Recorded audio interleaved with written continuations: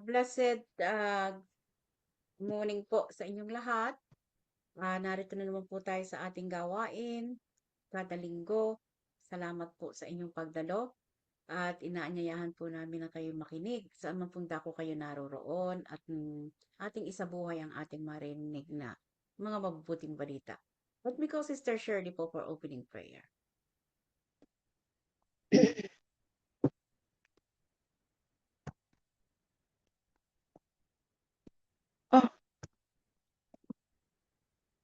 Yeah. Okay.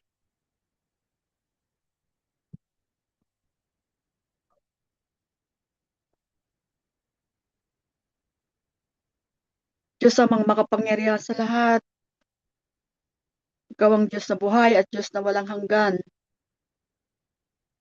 Ikaw ang Diyos na totoo at hindi ka po nagbabago, Panginoon. Panginoon, ang Church of God in Christ Jesus ay muling lumalapit sa iyo, Panginoon. Nagpapakumbaba at nagpapasalamat, Panginoon, sa iyong kabutihan, Panginoon. Tinataas ko po, Panginoon, ang mga taong naririto, ang aking mga kapatirang bumubuo ng gawain ito, Panginoon. At tinatawagan ko po silang lahat na makipag-isa sa gawain ito, Panginoon. Panginoon, itinataas namin ang aming mahal na kapatid na si Brother Albert. Ganon din po, Panginoon, ang mag-IT at ang lahat ng naririto po, Panginoon. Gamitin mo po kami, Panginoon. Nang kami, Panginoon, ay karapat-dapat na makinig at tumanggap ng iyong mga banal na salita, Panginoon. Panginoon, marami pong salamat, Panginoon. Maraming salamat sa iyong pagmamahal at awa at ang iyong kabutihan, Panginoon. Ang iyong mga biyayang walang hanggang ipinagkakaloob sa amin, Panginoon. Kaya, Panginoon, lumalapit kami, Panginoon. At kung ano man po, Panginoon, ang aming mga pagkukulang sa hapong ito at sa gabing ito, sa araw na ito, Panginoon, ay patawarin mo po kami, Panginoon. Nang sa ganon, Panginoon, kami karapat-dapat na makinig ng mga iyong magandang balita, Panginoon. Tinataas ko po, Panginoon, ang buong mundo, Panginoon. Kaya, Panginoon, gamitin mo kami, Panginoon, at pagkalooban mo po ng talino ang aming kapatid na si Brother Albert, Panginoon. Na siyang ginagamit mo, Panginoon. Maraming salamat po, Panginoon.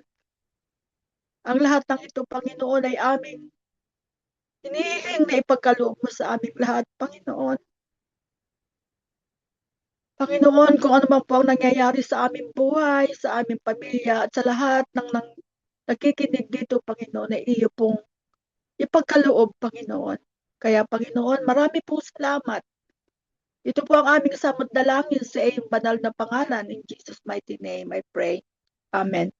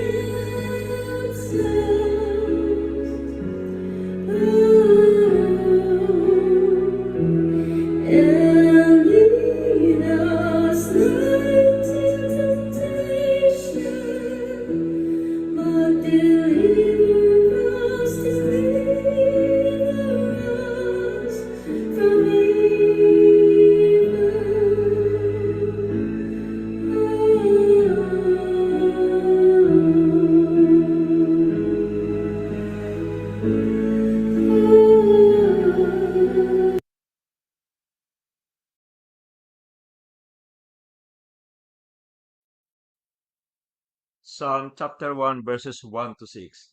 The way of the righteous and the wicked. Blessed is the man who walks not in the counsel of the wicked, nor stands in the way of sinners, nor sits in the seat of scoffers.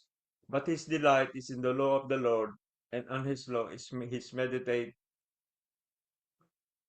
day and night. He is like a tree planted by streams of water, that yields its fruit in its season, and his leaf does not wither. In all that he does, he prospers. The wicked are not so, but are like chaff that the wind drives away. Therefore, the wicked will not stand in the judgment, nor sinners in the congregation of the righteous. For the Lord knows the way of the righteous, but the way of the wicked will perish. This is the word of the Lord. Thanks be to God. At ngayon naman po ay tayo magkikinig na ng inspirational talk na aking brother husband.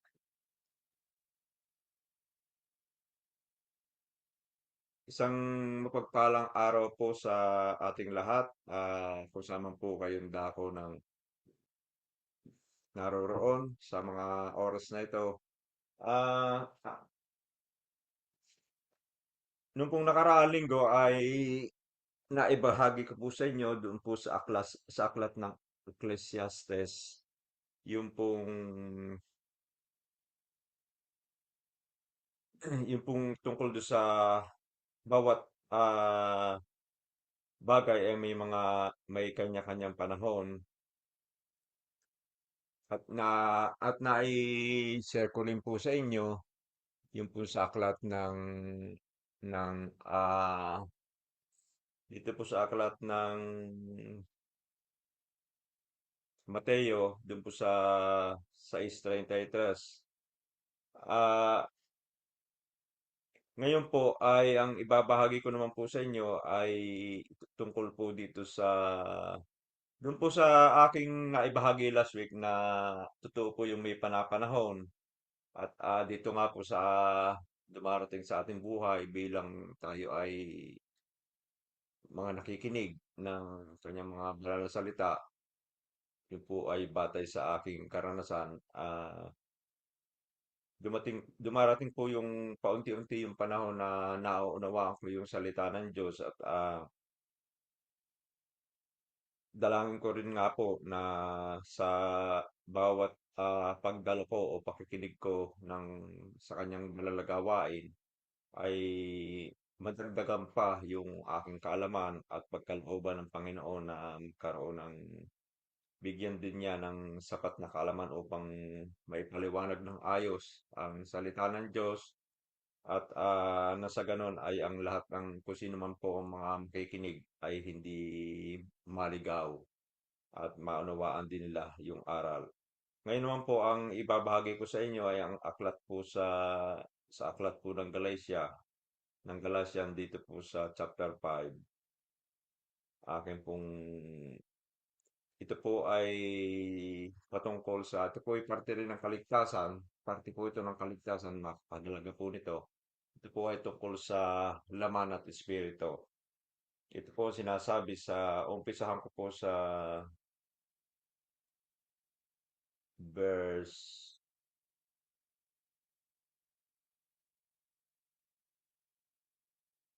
sa 13 po. Ito po ang sabi, sapagkat kayo mga kapatid ay tinawag sa kalayaan, huwag lamang gamitin ang inyong kalayaan upang magbigay kadahilanan sa laman, kundi sa pamamagitan ng pag-ibig ay mangaglingkuran kayo. Sapagkat ang buong kautusan ay natutupad sa isang salita sa makatuwid ay dito. Iibigin mo ang inyong kapwa na gaya ng inyong sarili. Ngunit kung kayo rin ang nangagkakagatan, ang nangagsasakmalan, magsipag-ingat kayo na baka kayo'y mangaglipulan sa isa't isa. Sinasabi ko nga, magsilakad kayo ayon sa Espiritu at hindi ninyo gagawin ang mga pita ng laman. Sapagkat ang laman ay nagnanasa ng laban sa Espiritu at ang Espiritu ay laban sa laman. Sapagkat ang mga ito ay nagkakalaban upang huwag ninyong gawin ang mga bagay na inyong iibigin. Datapwat kung kayo pinapatubay ng Espiritu ay wala kayo sa ilalim ng kautusan. Ipina-aabot po sa atin ng mga salitang ito ng ating Panginoon na bilang tayo'y magkakapatid ay tayo po ay mga magbigay, ika nga po ay respeto sa bawat isa. Ngunit tayo po bilang magkakasama o tinawag dito sa tayo magkakapatid sa spirito, ah, hindi man po tayo magkakapatid sa dugo o tayo magkakamag-anak. Kung tayo po ay hindi aksidente ang pagkakakilala natin sa bawat isa sapagkat tayo po lahat ay tinawag ng Panginoon. Dito po sa aking binasa, pinahatid po sa atin na ang sabi po rito ay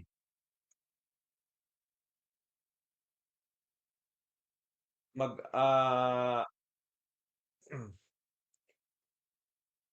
iibigin po natin ang ating kapwa dito po sa verse 14, iibigin mo ang inyong kapwa na gaya ng inyong sarili. At ngunit kung kayo rin ang mga kakagatan ay nagsasakmalan, magsisipag-ingat kayo at baka kayo'y mga glipulan sa isa't isa. Ito pong pag-iingat na sinasabi rito sa aking pong pagkakaunawa ay kung tayo po ay may mga ika nga po may mga maling lalong-lalo na sa pananampalataya kung tayo po'y pupunahin ng ating mga kung atin lamang po mga kapatid din ang pupuna sa atin ay tanggapin po natin yung mga payong maibibigay sa atin sapagkat hindi po hindi po yung makakasama sa atin sapagkat bilang tayo po yung magkakapatid sa mananampalataya ay dapat magbigayan po tayo. Hindi naman po pakikialam bilang tayo po yung magkakapatid kung kagaya ko po kung ako po ay may ginagawang hindi kaaya-aya sa o hindi nababatay sa aral o sa aking mga natutunan o sa ating mga natututunan, pwede po ninyo akong punahin. Pwede po ninyo akong pagsabihan. Lalo't kayo po mga nakakatanda sa akin. At yun po ay buong buong puso kong tatanggapin sapagkat hindi ko po bilang isang nilalang, hindi ko po alam kung siyempre tayo po ay bilang tao, ay hindi ko naman po pwede sabihin ako'y tao lang nakakasala. Tayo po ay nandun pa rin po yung mga tukso, nandiyan pa rin po. Pero kung mapapansin naman po ninyo sa isang kapatiran, kung ito'y lumalabag na talaga sa yung kanyang mga ginagawa ay labag na sa ating mga natututunan, ating pupunahin ang meron po tayong karapatan dito po sa loob ng iglesia na tayo ay punahin ang bawat isa kung meron po tayong napapansin sa bawat isa sa atin. Pero doon po sa labas, wala po tayong karapatang maghusga sa kanila sapagkat nasa labas po sila. Hindi naman po natin sila kasama sa gawain. Although na kasama natin yung iba, ngunit hindi naman po siguro yung aral although iniaaral sa kanila yung mga aral nating naririnig hanggang sa ngayon, hindi naman po natin alam kung sila'y nakikinig do sa mga aral na yung ibinibigay ng ating Panginoon. Kaya kung tayo po'y may napupuna, kagaya na nabanggit ko po, sabi nga po rito, ngunit kung kayo rin ang magkakagatan, magsasakmalan, magsipag-ingat kayo na baka kayo'y mga glipulan sa isa't isa. Yung pong binabanggit siguro dito ng mga kakagata, siguro po yun ay talaga yung mga below the belt na ang kakasakit sa damdamin. Pero ngunit kung halimbawang may napupuna kayo sa isang kapatiran, kagaya po sa akin, kung kayo po may napupuna sa akin, ay ako po ay bukas ang aking isip para tumanggap ng mga aral o kaya mga payo kung ako'y nagkakamali man na galing sa inyong mga kapatid. At at kahit po ano yung mga siguro naman po, hindi hindi ako para husgahan ng mga aking mga kapatiran. Ngunit maganda po yung kasi nung po nakaraan, nung po kami nasa Oxford, meron po akong experience na doon na siguro po yun ay dala ng masamang espiritu na ako po ay ika nga ay may ano po ba ang term doon? Parang merong sister wife, ano nga ang term doon? Parang mayroong binigyan po ako ng issue na yun naman po ay alam ng aking sarili, alam ng unang-una po ay Diyos ang hindi kasi mga tao lang po tayo. Yung pong naging issue sa akin noon na isang kapatiran doon, siguro po yung po ginagamit din ng Diablo, ay ang panlaban ko po roon ay malinis sa kasi konsensya, Diyos lang ang nakakaalam, alam ng Diyos na ang aking katatayuan, ang aking stand sa aking sarili, alam din ng Diyos kung sino sa amin ang nagsisinungaling. Ngunit yun po ay, although siguro yung pagkakaalis natin sa Oxford ay sa kanila parang tagumpay sila. Ngunit yung po mga bagay na yon nangyari sa akin ay hindi ko po masyadong ika nga ay sineryoso yun. Pero dumating po yung panahon na kinausap naming mag-asawa yung taong involved doon sa mga issue sa akin yon. May mga nagalit nga po at sa katunayan po ay ang issue naman nila ng mga nasa sa paligid, hindi raw po namin binigyan ng pagkakataong makapaghanda yung taong yun na nagbigay ng masamang issue sa akin na ika nga po bigyan ng panahon na maghanda para makipagharap sa amin. Ay doon po sa mga kasong iyon, hindi po natin bibigyan ng pagkakataong ang Diablo na manaig sapagkat tayo dito sa lupa ay ika nga lalo na po na kakaunti naman po yung ating kaalaman, kayang-kaya po tayong talunin ng Diablo rito sa lupa. Katunayan na po, mas pinanigan ng karamihan yung taong iyon. Ngunit ako po ay may tiwala po ako sa Diyos at alam kong hindi mananaig ang kasamaan. Sabi nga po rito, sapagkat ang laman ay nagnanasa ng laban sa espiritu at ang espiritu ay laban sa laman. Sapagkat ang mga ito ay nagkakalaban upang huwag ninyong gawin ang mga bagay na inyong ibigin. Datapwat kung kayo'y pinapatnubayan ng espiritu, ay wala kayo sa ilalim ng kautusan. At babanggitin ko po rito yung mga bagay na ito yung mga hayag sa laman. At ang mga gawa ng laman sa makatuwid. Ito po yung mga babanggitin ko na kung sa palagay po ninyo ako'y merong napapansin kayo sa halimbawa ko na lang po yung aking sarili, hindi na po yung ibang tao, hindi na po ako magme-mention ng kahit sino, basta sa akin na lamang pong sarili. At yun po yung napakalaking tulong sa aking spiritual kung sa mga bagay na ito ay meron kayo napapansin. At hayag ang mga gawa na naman sa makatuwid ay ang mga ito: pakikiapid, karumihan, kalibugan, pagsamba sa Diyos-Diyosan, pangkukulang, mga pagtataniman, mga pagtatalo, mga paninibugho, mga pagkakaalitan, mga pagkakampi-kampi, mga pagkakabaha-bahagi, mga hidwaang pananampalataya, mga kapanaghilian, mga paglalasing. Ako po, naging bilanggo po ako nitong paglalasing. Mga kalayawan, at ang mga katulad nito. Tungkol sa mga bagay nito ay aking unang ipaalala sa inyo tulad ng aking pagpapaalalang una sa inyo na mga nagsisigawa ng gayong mga bagay ay hindi nagsisipagmana ng kaharian ng Diyos. Ito pa pala po ay nung una pa lang ay naipagpaalala na sa atin ng ng ating Panginoong Diyos. Siguro po noong mga panahon ng mga ating mga ninuno o ng mga panahon ni na Propeta Moises na siguro po ipinaalala na ito ng Panginoon nung ating Diyos Ama. Kaya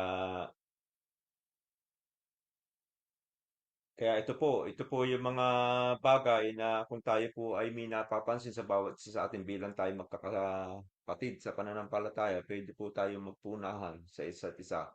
Sapagkat kung mapupuna naman po natin niyan, ay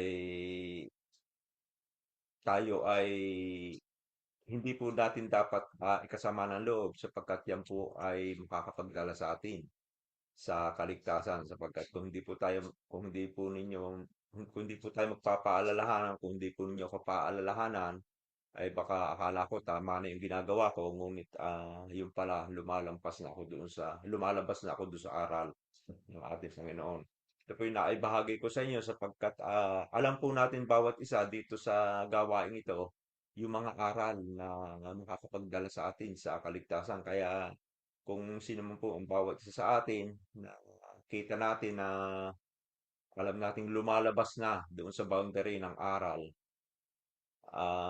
okay lamang po tayo lumabas kung dala natin yung aral, maibabahagi natin sa iba na sa ibang na nasa sa labas, makakapagbahagi tayo. Ngayon tayo po bilang hindi pa naman po tayo dumarating doon sa gano'n, wala pa po akong ika nga po ay sapat na kaalaman para sa ngayon lumabas sa labas at magbahagi.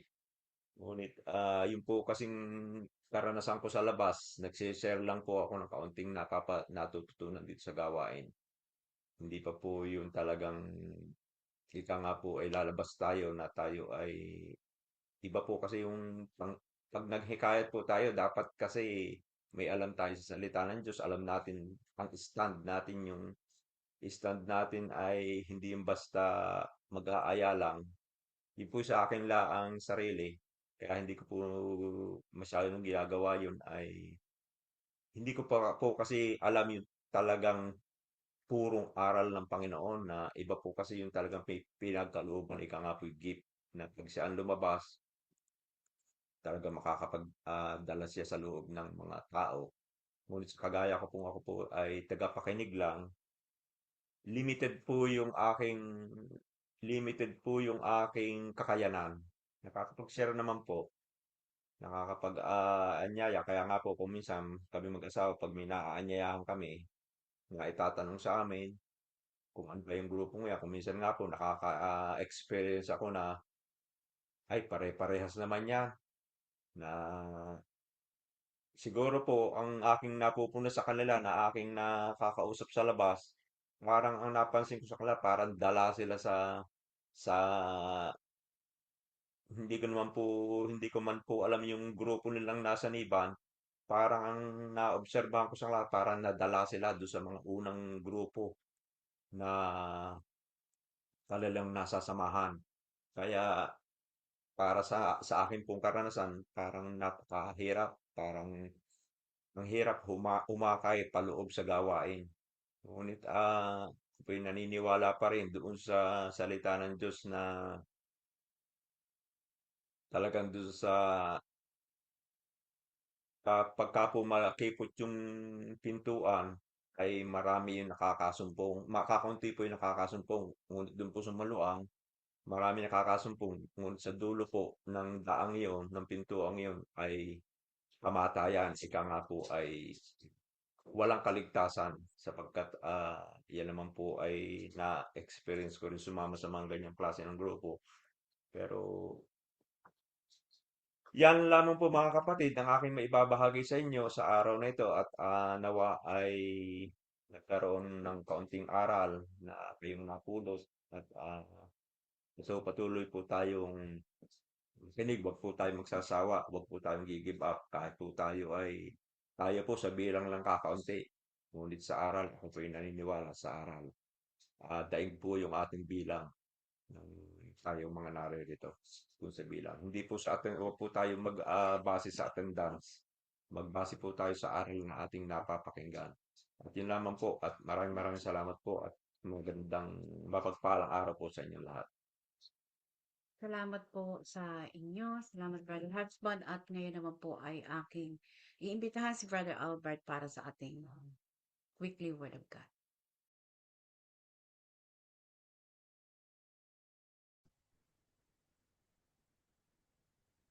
Um, Magandang araw sa inyo mga pinamahal na magulang at kapatid. Did you make mo ng aking lalamunan sipon? Magandang gabi dyan sa mga kapatid natin sa Pilipinas at magandang hapon naman dito sa ating mga kapatiran sa United Kingdom at sa sino man tao na maaaring makapakinig ng munting pag-aaral na ito sa salita ng Diyos ay dalangin ko po na ang bawat isa sa atin magkaroon ng kapayapaan at kagalingan sa kung ano man yung ating mga nararanasan sa ating buhay, whether it is spiritual o physical na karamdaman. So dito po sa, sabi nga ni Brother Randy, yung mga naunang tinalakay niya doon sa Bible sharing noong nakaraang linggo na ako nawala dahil nagkaroon ng problema sa internet, ay binasa niyo Ecclesiastes chapter 3 verses 1 to 8 na ang buhay pala ng tao ay mayroong kani-kanyang kapanahunan. At yan po na may kahit hindi natin ipaliwanag, alam natin yan. Umiiyak ka ngayon, bukas naman masaya ka. May panahon namang masaya ka. Ang takbo ng buhay ay parang ganon. Pagsilang, kamatayan, may namatay, merong isisilang na namang uli, namamatay uli, bago meron na naman uli isisilang. Batas ng kalikasan yung mga bagay na binabanggit dito sa Ecclesiastes. Panahon ng pag-iipon, panahon ng pagsasabog. Yun nga, basahin ko na nga sa aklat na Ecclesiastes. Mahaba itong binasa ni Brother Randy noon eh. Ito, yung sabi niya, for everything there is a season and a time for every matter under heaven, a time to be born and a time to die. Talagang merong itinakda ang Diyos ng pagsilang, bitakda ng pagsilang, at meron ding takda ng kamatayan. Sa madaling salita, ang Diyos ay Diyos talaga ng kaayusan. Parang aklat na merong simula, merong ending. Gayon din ang buhay ng isang tao. A time to plant and a time to pluck up what is planted. A time to kill and a time to heal. So talagang may panahon ng pagpatay, may panahon ng pagpapagaling, may panahon ng pagsira at may panahon din naman ng pagbubuo o pagtatayo. So bawat buhay natin ay naririto sa panahonang ito na ipinagkaloob ng Panginoon na ating binasa ni Brother Randy. So yan po yung ating mga tawag dito, gampanin sa ating buhay. Yan po'y batas ng Diyos. So, mayroong panahon na ipinagkaloob sa atin ng mga nakaraang panahon. Sabi nga ni Brother Randy doon sa Oxford, yun yung isang panahonan din pinagkaloob ng Panginoon. Panahon ng pagtatayo roon at panahon din naman ng paghiwalay. So, nagaganap ayon sa batas ng Diyos. panahon ng pagtatanim, panahon ng pagbunot ng itinanim. Ang mahalaga doon sa ating mga pagtatanim, ang itinatanim natin salita ng Diyos. Kung sakali man na hindi matanggap ang salita ng Diyos, nagampanan natin ang ating tungkulin sa Panginoon. Hindi naman yung kalugihan. Kasi sabi nga ng banal na kasulatan, kapag ka ikinaghahasik ng blessing at ayaw tanggapin ng mga pinaghahasikan mo, ay yung blessing na yun bumabalik sa iyo, hindi naman nasasayang yun eh. Kaya nga ang utos ng Panginoon, huwag kang manghihinawa sa paggawa ng mabuti o pagbibigay ng blessing sa iba. Dahil sa takdang panahon, aanihin mo rin naman ang iyong inihasik. So yun po talaga nagaganap sa aking buhay. Naganap sa aking buhay yun. Maaring sa mga material na bagay o sa pera, hindi ako blessed. Pero blessed ako sa maraming bagay na siguro bumabalik talaga yung mga pagpapala mo. Kaya ako hindi nagsasawa na maghasik ng kabutihan, maghasik ng mga salita ng Diyos dahil meron naman pagbalik, may panahon ng pagbalik Diyos sa atin. Para ding sa bawat isa sa inyo na nakikinig, gumagawa kayo na mabuti, hindi kayo ginagantihan ng inyong ginagawa na mabuti. Huwag kayong manlulumo masyado kasi ang Diyos naman ay tapat. Sabi nga doon sa Hebrew chapter 6 verse 10, ang nakalagay doon ay ganito, chapter 6 verse 10. For God is not unjust so as to overlook your work and the love that you have shown for His name in serving the saint as you still do. Hindi rin naman ang Diyos makakalimutin. Babasahin natin sa Tagalog, ito po nakalagay sa aklat ng Hebreo. Nasaan ba yung Hebreo rito? Hebrew chapter 6 verse 10.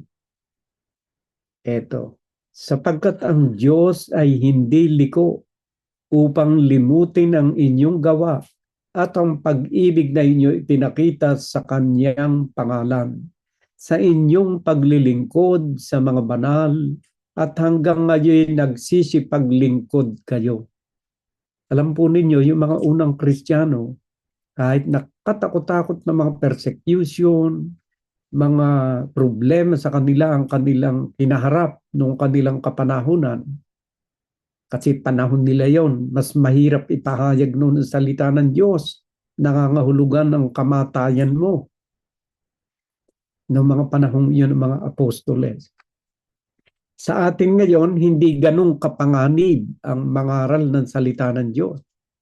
Kasi noong mga unang panahon, ay talagang pag nangaral ka ng salita ng Diyos, ihuhulog ka roon sa kumukulong mantika, kagaya ng mga ginawa nila sa mga apostoles. Si Pedro, kanilang ipinako ng patuwarik sa krus. Ganyan po kabigat ang pangangaral ng salita ng Diyos noong panahon ng mga apostol. Pero sumulat si St. Paul. At ang sabi niya, kahit na ganun kahirap, sapagkat ang Diyos ay hindi liko upang limutin ang inyong gawa at ang pag-ibig na inyo'y pinakita sa kanyang pangalan sa inyong paglilingkod sa mga banal at hanggang ngayon nagsisipaglingkod sa inyo. Alam po ninyo, yung isang tunay na mangangaral, hindi siya talo at hindi siya lugi. Tanggapin mat hindi ng kanyang tinuturuan, ay hindi siya lugi roon. Wala siyang kalugihan doon. Ang may kalugihan, my dear brothers and sisters, yung ayaw tumanggap. Pero doon sa mangangaral, na binabasa sa Biblia ang kanyang aral, ay walang kalugihan doon. Yun i-recorded na yon. Hindi liko ang Diyos upang limutin ang inyong gawa sinasabi ito ng Panginoon eh. Ang nagsasalita rito ay si Saint Paul sa ilalim ng kapangyarihan ng Espiritu Santo. So, hindi tayo dapat na magsawa sa paggawa ng mabuti o sa pangangaral. Makinig man sila't hindi, tanggapin man nila't hindi, hindi yun kalugihan sa isang taong nangangaral. Ang mahalaga, maiparating ang salita ng Diyos kasi sabi yan ng Diyos kailangang makarating ang kanyang salita. Basahin nga natin sa aklat ng Mateo 24. Ayan. 24 versikulo 14. At ipangangaral ang ebanghelyong ito ng kaharian sa buong sanlibutan sa pagpapatotoo sa lahat ng mga bansa at kung magkagayoy darating ang wakas. So, yung pangangaral ng ebanghelyo ni Kristo talagang dapat ipangaral sa lahat ng bansa, maging sino man siya, maging anumang klase at katayo ng kanyang pagkatao, wala tayong pipiliin. Kailangang maabot at marating ng ebanghelyo ng kaharian ang buong sanlibutan. At pagkatapos na maganap na yon, ay kung magkagayoy darating ang wakas. At ngayon naman, dahil sa tulong ng advanced technology natin sa kapanahonang nito, ay halos lahat na ng lugar ng buong sanlibutan ay nararating na palagay ko ng salita ng Diyos. Hindi mahalaga kung tanggapin man nila't hindi. Ang mahalaga, marating sila ng salita ng Diyos. Doon sa mga tumanggap at naniwala doon sa ebanghelyo, ay may buhay ka at may kaligtasan. Tiyak ang kaligtasan kasi ang tanging way ng kaligtasan, my dear brothers and sisters, ay ang pagsunod sa ebanghelyo. Nasa sa atin ang kalayaan, sabi nga ni Brother Randy doon sa Galatians chapter 5 verse 13, ay may kalayaang ibinigay. Nasa atin ang kalayaan. Pagkarinig mo ng salita ng Diyos, huwag kang sasamba sa mga bagay na nilikha ng kamay ng tao. Narinig mo yan. Huwag kang luluhod, huwag kang yuyukod sa mga ribulto o sa mga imahe. Narinig mo yan. Nasa sa iyong freedom. Freedom na iyong sundin. Freedom na iyong i-violate yung iyong narinig. Nasa sa iyo yun. At wala akong karapatan na diktahan kayo kung ano ang dapat nyong gawin. Ang karapatan ko lang basahin sa inyo ang ipinasasabi ng Diyos. Kung gusto ninyo maligtas, sundin ninyo ang salita ng Diyos. Kung ayaw naman ninyo, sundin ninyo yung inyong iniisip na pinaniniwalaan ninyong tama. Pero wala na sa akin, hindi ko nakargo sa aking pagkatao yung inyong ang inyong kapalaran. Bakit? Kasi may freedom nga na ibinigay ang Diyos. Basahin nga natin yung kay Brother Randy na binasa dito sa aklat ng Galatia chapter 5 verse 13. Galatia chapter 5 verse 13. Ito po yung binasa niya.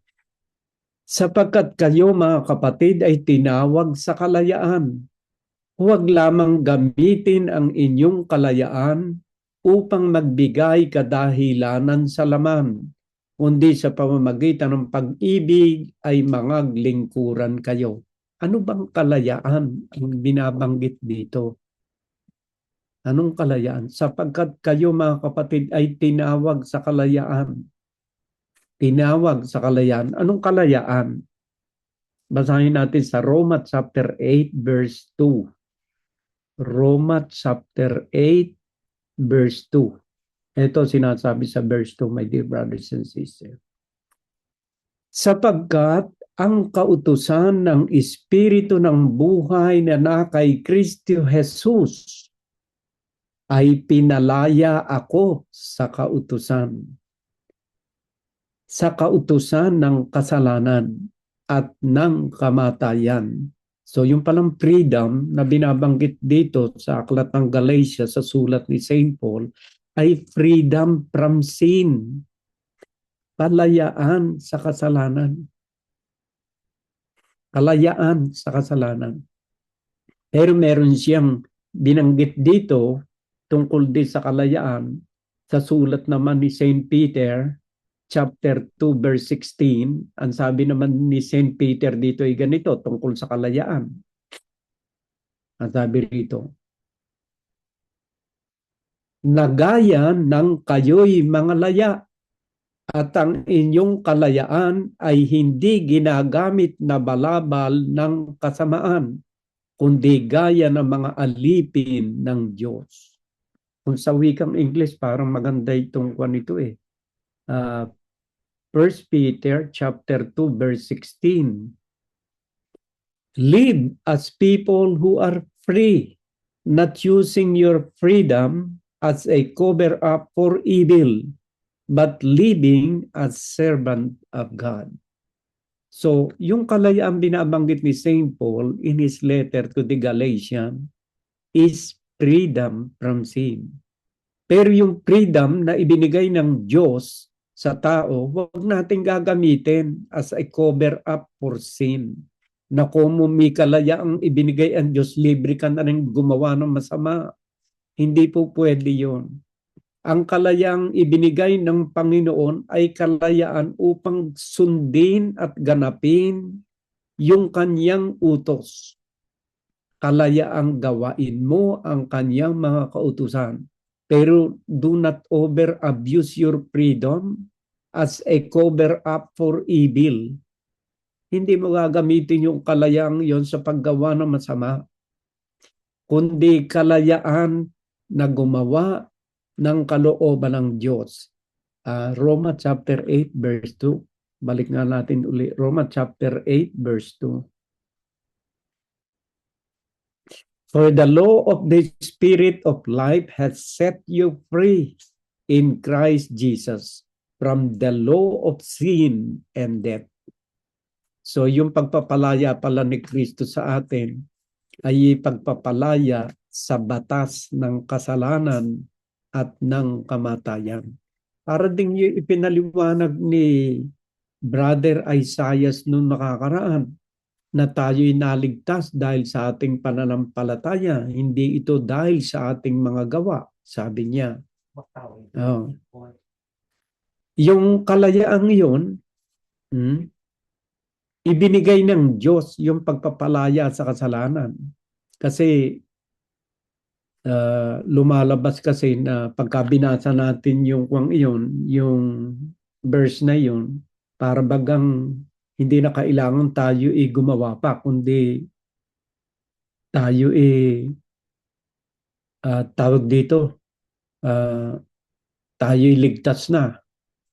Itong mga verse na ito nagpapakitang parang wala na tayong dapat gampanan o gawain, kundi ligtas na tayo. For by grace you have been saved through faith, and this is not your own doing. It is the gift of God, not a result of work, so that no one may boast. Pagka kasi iring dalawang verse lang binasa mo at hindi mo binasa yung buong chapter ni Re, ay sasabihin mo na talagang wala ka nang dapat gawain. Pero upang maintindihan natin kung bakit nagsabi si St. Paul sa kanyang sulat na ito sa Efeso, dapat ay itaas natin at simulan natin sa simula. Bakit niya sinabing tayo ay naligtas? Tayo ay sa grasya naligtas, at ito'y bunga ng ating pananampalataya. Hindi ito sa ating mga gawa.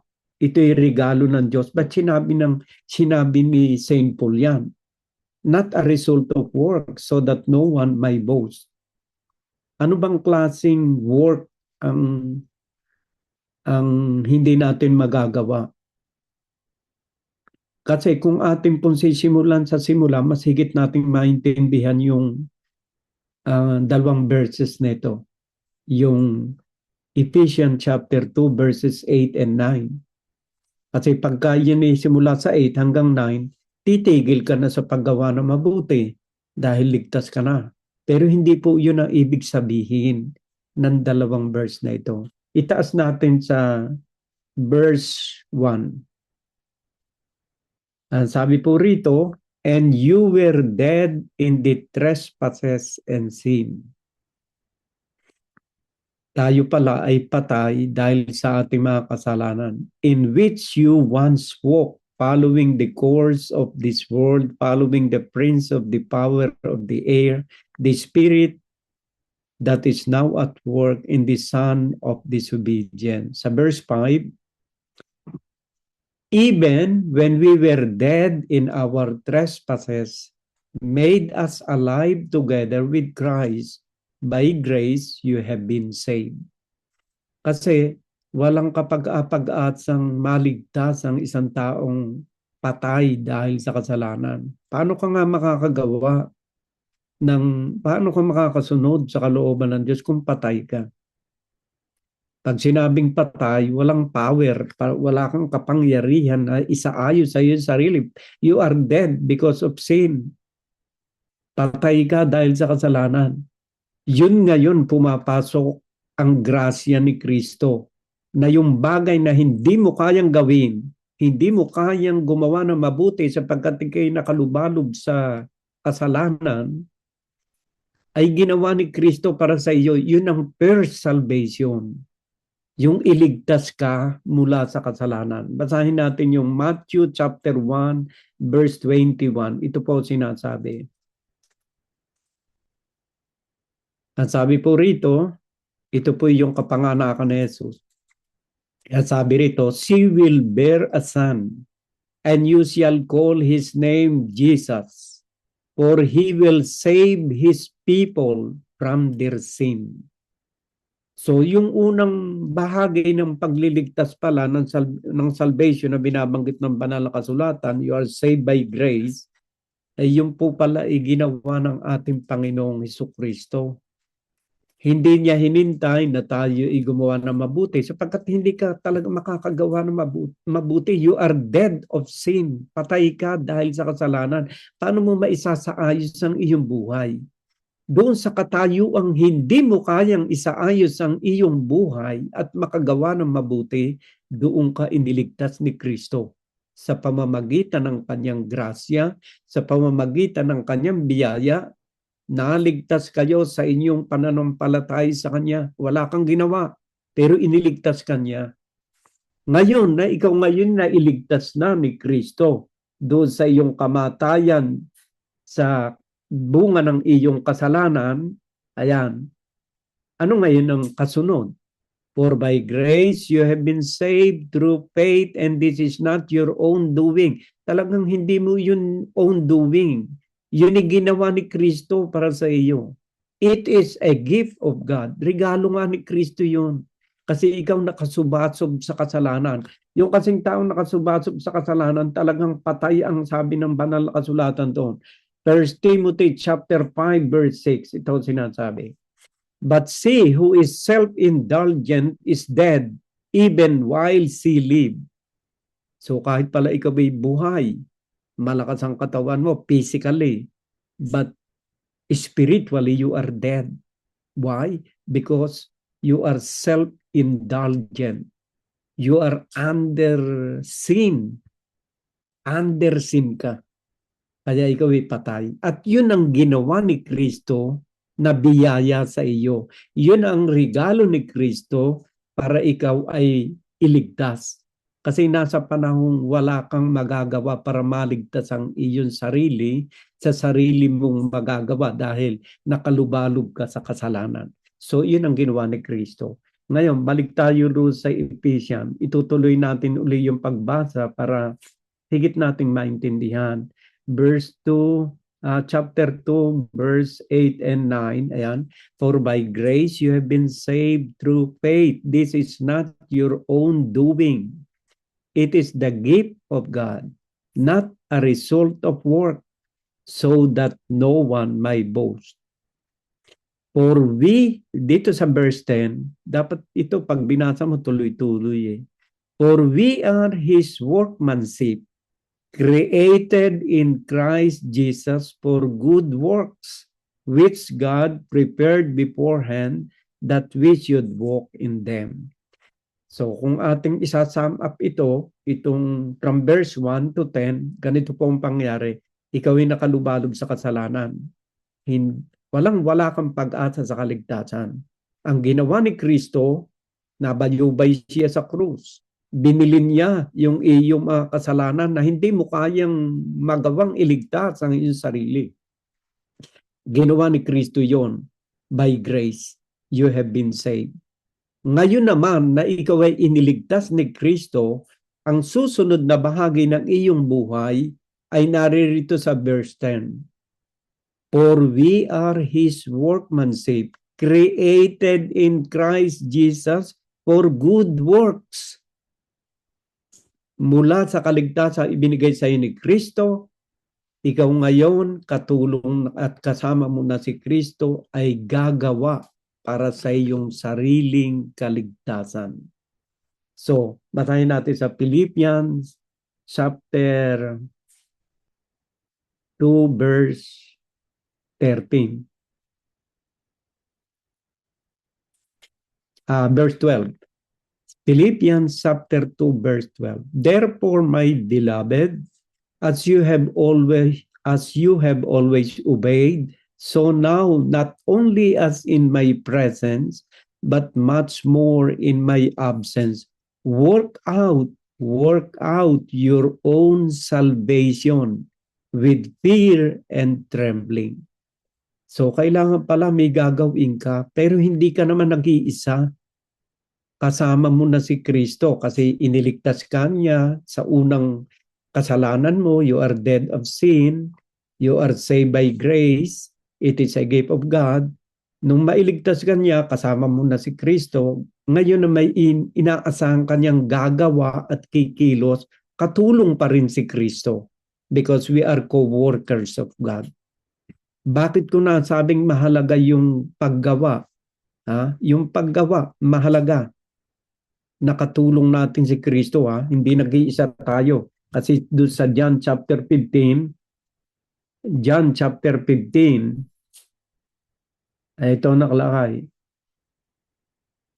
Verse 5. John 15 verse 5. I am the vine, you are the branches.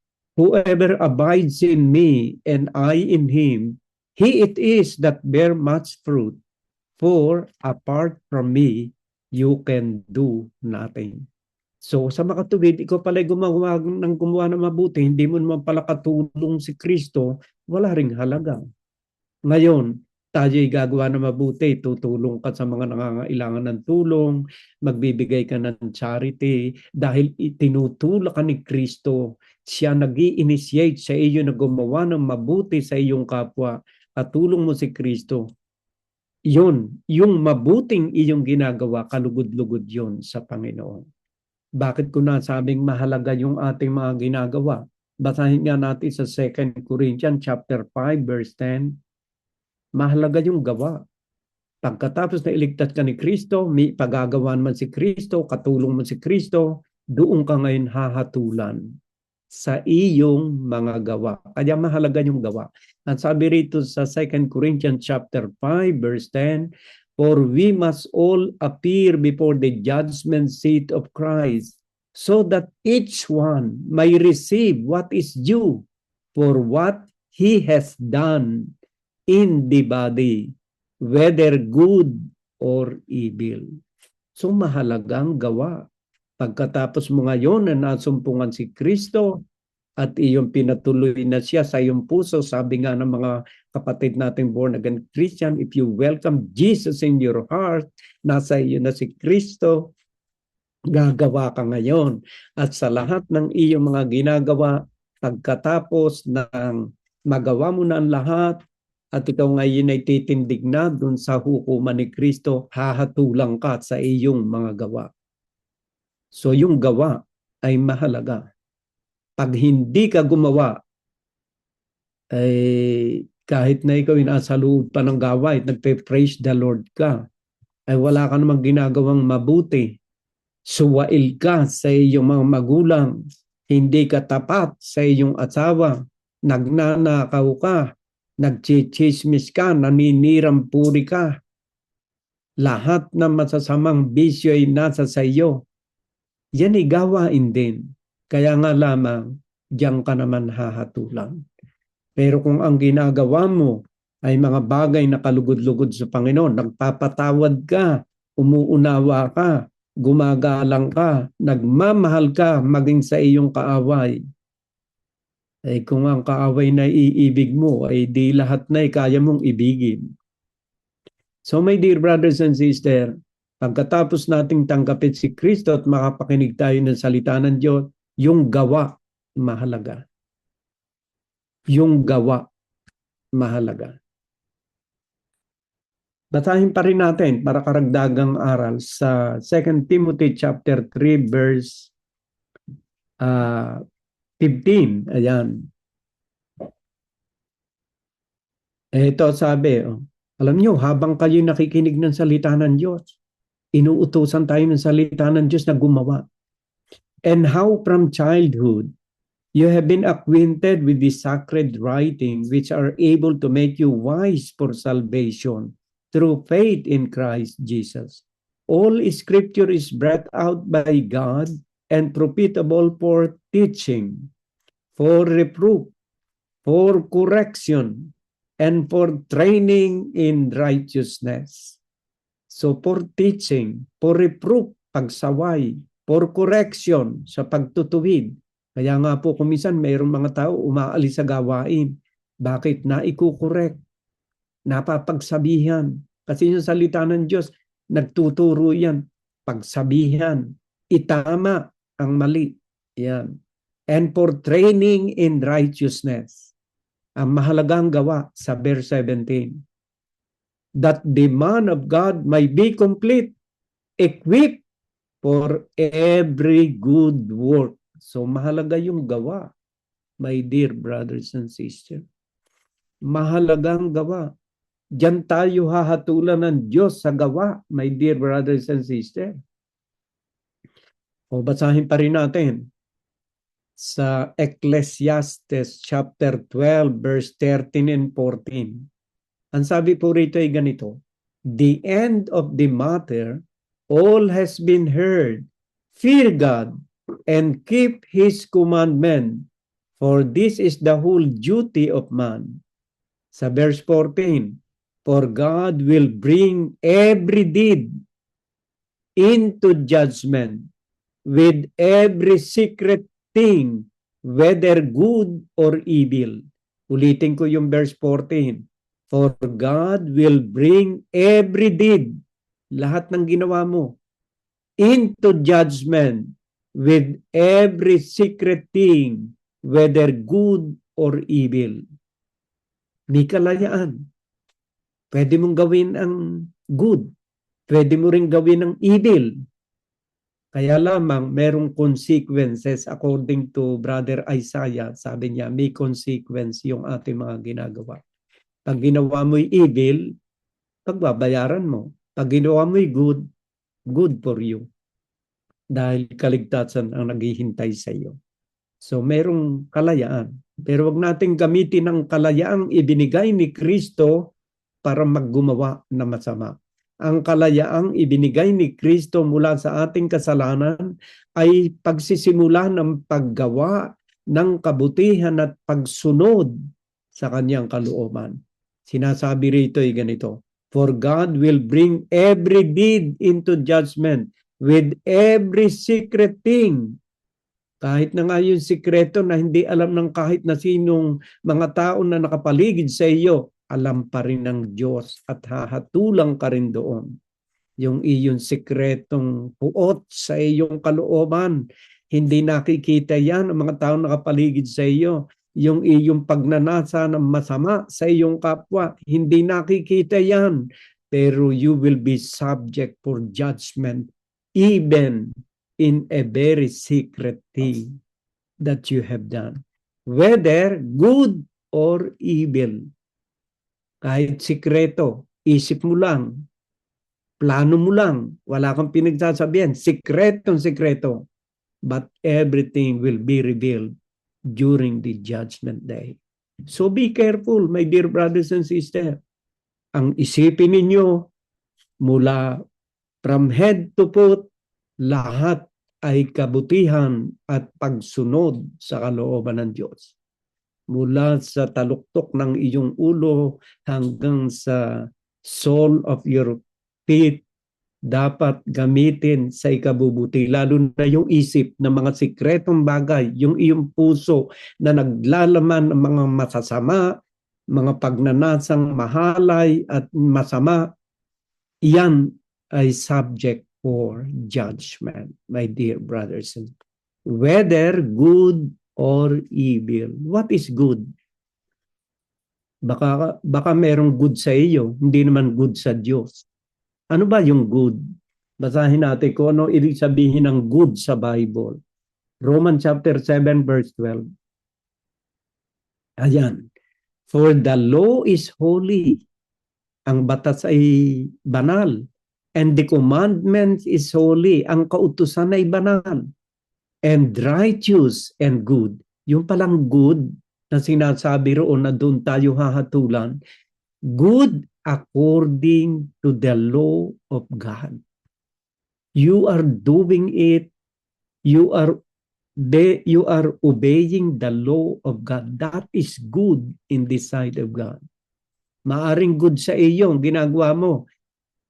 Baka naman hindi good sa Diyos. Kaya dapat yung goodness in line, your goodness must be in line with the commandments and law of God. Yun ang true goodness. So my dear brothers and sisters, what is good? Ang good, sinusunod mo lahat ay pinag-uutos ni Kristo. Pag mag-iisip ng masama, kahit sikreto yan, during the judgment day, it will be revealed. Ikaw ay pumatay, nagnakaw ka, mga violation ng batas ni Kristo, huwag kang magnanakaw, nakiapid ka, huwag kang makikiapid. Lahat po yan ang mga utos ni Kristo, and those are things that are good in the sight of God. Ano mang sinasabi ng salita ng Diyos, sinasabi ni Kristo, ito ay mabuti at ito'y kabutihan na dapat na pagsanayan nating gawain araw-araw. If you are concerned about your salvation, we must 100% obey the law of God. If you disobey, yun ang mabigat, my dear brothers and sisters. Ang Diyos ay hindi nagbibiro. Ang panawagan sa atin ng Diyos ay tutuhanan. Kailangan tayo ay maging masikap sa ating pang-araw-araw na buhay.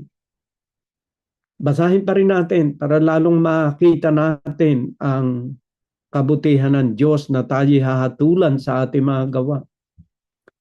Dito sa Revelation chapter 20 verse 12. At sabi po rito ay ganito, sa Revelation, this is the judgment day. And I saw the dead, great and small, standing before the throne, and books were open. Then another book was open, which is the book of life. Yung book of life na ito yung kasaysayan ng iyong mga ginawa from Monday to Sunday. Ano yun? Ayan. The book of life, and the dead were judged by what was written in the books, according to what they had done. So yung talagang gawa, napakahalaga yon, my dear brothers and sisters. Okay, sa unang bahagi ng kaligtasan, iniligtas tayo. Walang gawa na makapagliligtas sa atin sapagkat tayo'y makasalanan. Pero pagkatapos na bilihin na ni Kristo ang ating mga kasalanan, pinagbayaran niya, ngayong kasama na natin si Kristo, tayo ngayon binigyan ng kalayaan. Kalayaan sa ano? Na gumawa ng kanyang kalooban at sundin ang kanyang mga kautusan. Basahin natin ulit.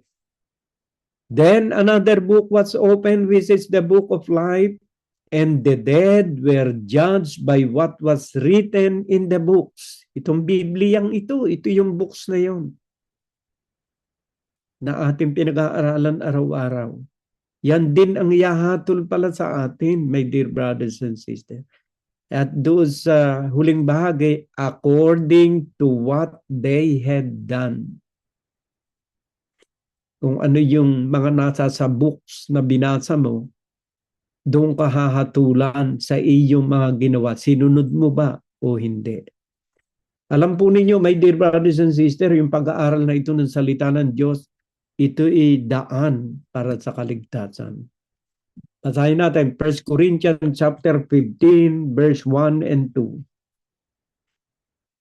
At sabi po rito ni Saint Paul, hindi baka sakali ang kaligtasan natin, my dear brothers and sisters, 100% sure.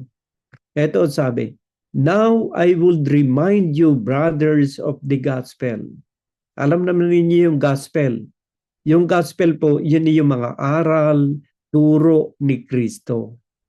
Ayan, ang sabi. Now I will remind you, brothers, of the gospel I preach to you, which you received, in which you stand. Tinanggap mo at pinaninindigan mo, and by which you are being saved. Nakalagay dito, past tense na no? And by which you are being saved. Sa pamamagitan nito, kayo ay ligtas. Merong pasubali. If you hold fast to the word I preach to you. Kapag ka nanindigan ka, pinanghawakan mo, isinabuhay mo ang ebanghelyo ni Kristo, ang kanyang mga aral, tiyak ang iyong kaligtasan. Pero may pasubali siya sa huling bahagi ng verse 2, unless you believe in vain. Maliban na lang kung ikaw ay nanampalataya ng walang kabuluhan. Anong nagwawala ng kabuluhan ang pananampalataya? Bakit nawawala ng kabuluhan? James chapter 2 verse 26. Kung paano ang katawan na walang espiritu ay patay, yung iyong pananampalataya na walang gawa ay patay. So kung gusto mo na magkaroon ng kabuluhan ang iyong paniniwala at pananampalataya sa Diyos, tutulungan ka ni Kristo, maging mahabagin ka at maging masunurin sa kanyang salita. Maging blessing ka sa lahat ng mga taong nakapaligid sa iyong buhay. Habang sinusunod mo at pinakikilos ka, basahin ko na nga sa inyo. Dito sa Philippians chapter 2 verse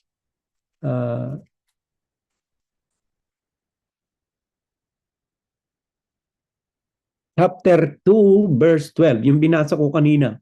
Therefore, my beloved, as you have always obeyed, so now not only as in my presence, but much more in my absence, work out your own salvation with fear and trembling. Bakit? For it is God who works in you. Pagka pala si Kristo, nasa iyo na Siya pala nagtatrabaho sa atin. Ayan, for it is God who works in you, both to will and to work for His good pleasure. So ang Diyos din pala ang talagang nagpapakilos sa atin. Kaya pala tayo marunong mahabag sa ating kapwa, marunong tayo magmahal ng tapat sa ating mga mahal sa buhay, sa ating asawa. Ang Diyos palang nagtutulak din ito sa kaibuturan ng ating puso. Pag ikay nahahabag, naaawa, nagmamahal, umuunawa, ang Diyos pala nagtutulak din ito. For it is God who works in you both to will and to work for His good pleasure. Ayan. Do all things without grumbling or disputing. Huwag ka nang mag-alinlangan sa salita ng Diyos. Pag sinabi ng Diyos na ikaw ay magpatawad, Pag sinabi ng Diyos na ikay mag-unawa, pag sinabi ng Diyos na huwag ka magnanakaw, huwag ka na makipagtalo sa Diyos, ang ating tungkulin ay sundin ang kalooban ng Diyos without asking any question. Absolute obedience.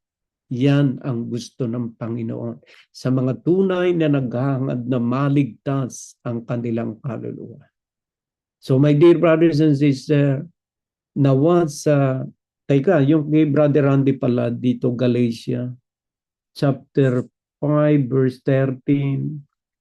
For you were called to freedom, brothers, only not use your freedom as an opportunity for the flesh. Binasa ko na sa inyo yung Romans chapter 8, verse 2, na ang freedom na yon ay yung pagsunod sa kalooban ng Diyos. Ang freedom na iniligtas tayo sa kasalanan, pagkaligtas sa kasalanan, wag nating gagamitin yung kalayaang yon para gumawa ng masama.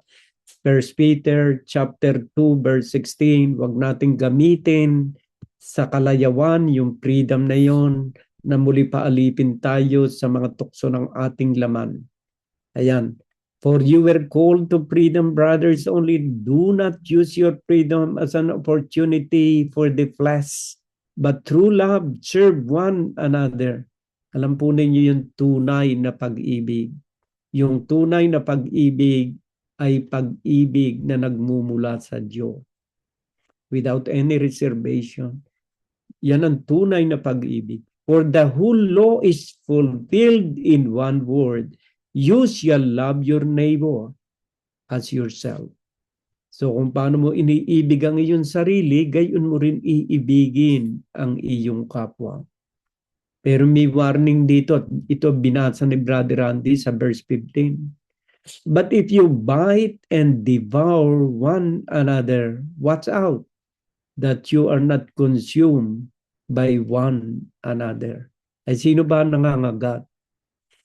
Pangkaraniwan, yung mga mangangagat na yan, yung mga aso.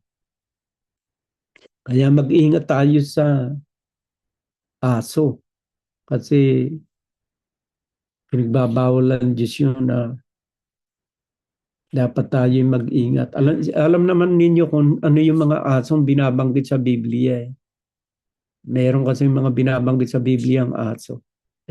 Yung aso kasi, alam natin, yung literal na aso na ating inaalagaan, kuminsan madumi, para ding hayop na baboy, ganun din. Ganun yung mga taong nakarinig na ng salita ng Diyos pero pabalik-balik uli sa kasalanan. Basahin ko na nga dito sa aklat ng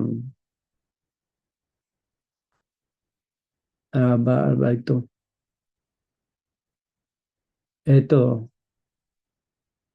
Yung asong binabanggit dito, ito 2 Peter chapter 2 verse 18. For speaking loud boasts of folly, they entice by sensual passion of the flesh those who are barely escaping from those who live in error. They promise freedom, but they themselves are slave of corruption. For whatever overcomes a person, to that he is enslaved. For if after they have escaped the defilement of the world through the knowledge of our Lord and Savior Jesus Christ, they are again entangled in them and overcome, the last state has become worse for them than the first. For it would have been better for them never to have known the way of righteousness than after knowing it to turn back from the holy commandments delivered to them. What the true Proverbs say has happened to them. The dog returned to its vomit, and the sow, after washing herself, returned to wallow in the mire. So hindi tayo dapat na maging parang aso na naisuka na, babalikan pa uli. Anong aral na ibig sabihin noon na hindi tayo dapat na matulad sa ito na may yung actually yung literal na aso hindi naman yung nagkakasala. Inihahambing lang yung isang tao na naliwanagan na tapos babalik ka uli doon sa mga maling aral at sa mga maling katuruan. Inihahambing tayo sa aso na naisukan na, binabalikan pa't kinakain pa uli, at inihahambing din sa isang baboy na hugasan mo man ng hugas na hugas, babalik na muli sa putikan. So, bilang isang Kristiyano na pinalaya na mula sa ating mga kasalanan, panatilihin natin na tayo'y under the guidance and control of the Holy Spirit. Romans chapter 8 verse 6. Ayan. For to set the mind in the flesh is death, but to set the mind on the Spirit is life and peace. For the mind that is set on the flesh is hostile to God, for it does not submit to God's law. Indeed, it cannot. So dapat na tayo ipinalayanan ng ating Panginoon Jesucristo, manatili tayo at mamuhay sa ilalim ng Espiritu. Ano bang Espiritu? Pag nilaya natin mula araw-araw ang kanyang mga banal na salita, binasa ni Brother Randy, yung Psalm chapter 1 verses 1 to 6, he meditate day and night. That is to set your mind on the Spirit. Because the Word of God is Spirit. It is the power of God. So my dear brothers and sisters, nawa ang ating munting pag-aaral na ito'y nakapagbukas ng kaunti sa ating mga kaisipan at nakapaglinaw sa mga malalabong bagay sa ating buhay. Dalangin ko sa Diyos na patuloy kayong patnubayan at kung ano man ang mga nararanasan ninyo sa inyong mga buhay, mga minamahal na magulang at kapatid, just pray. And God, I assure you, my dear brothers and sisters, 100%, pag tinanggap ninyo ang kanyang mga aral, maririnig ng Diyos ang inyong mga kahilingan. Nawa ang pagpapala at ang pag-ibig ng Diyos ang siya maghari sa bawat isa sa atin ngayon at maging sa darating na panahon ng ating buhay. Amen.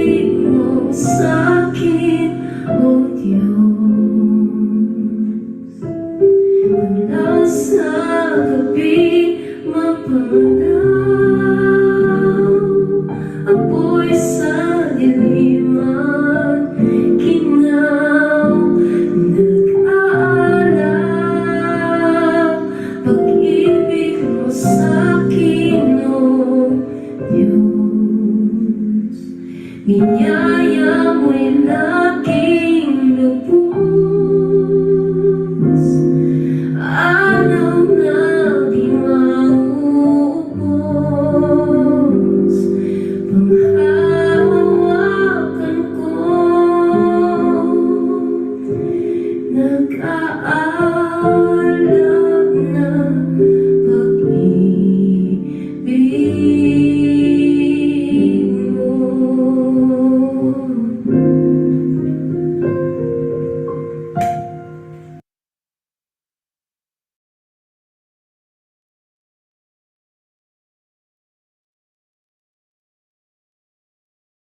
Yes, Lord. Maraming salamat po, Lord, sa araw na ito na inyo pong ipinagkaloob sa amin. Maraming salamat po sa katagumpayan ng aming service ngayong araw na ito, Lord. Maraming salamat po sa lahat ng inyong mga salita na aming napakinggan ngayong araw na ito. Salamat din po, Lord, sa buhay ng lahat ng aming mga kapatiran na inyo pong ginamit, Lord, upang maging matagumpay ang service na ito. Lalong-lalo na po, Lord, sa buhay ni Brother Albert. Maraming salamat po sa paggamit nyo sa kanya upang maibahagi sa amin ang inyong mga salita. Naway bigyan nyo pa po siya ng sapat na lakas ng isipan at pangangatawan, Lord, upang mas marami pa po siyang mabahagian ng inyong mga mabubuting salita, Lord. Lord, maraming salamat po sa buhay ng bawat isa sa amin, Lord. Naway pakaingatan, gabayan at patnubayan niyo po kami sa araw-araw ng aming buhay.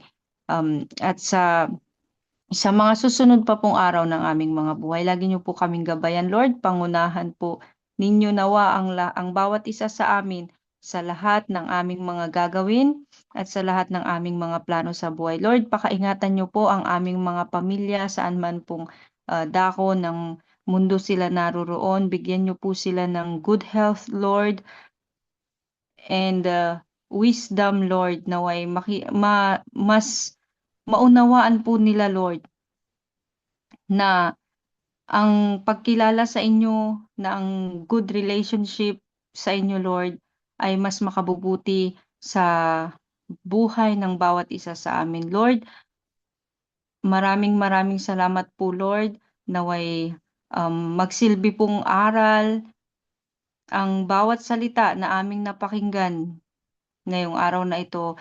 Naway magrema po ito sa aming mga puso at isipan at magamit po namin ito sa pang-araw-araw naming buhay. Lord, wag niyo po kaming hahayaan, Lord, na maligaw ng landas, Lord. Wag niyo po kaming hahayaan na maging aso, Lord, na bumalik sa kung ano po yung na bumalik at kainin ang kung ano man po ang aming mga isinuka. Lord, kayo na po ang bahala sa bawat isa sa amin. Maraming salamat po. Ito po ang aming samot dalangin sa matamis na pangalan ni Jesus. Amen. Maraming salamat po sa inyong lahat at hanggang sa isang linggo po. Kayo po'y malugod naming inaanyayahan na muling makinig ng mabuting balita ng Panginoon. May the God bless us all. Amen.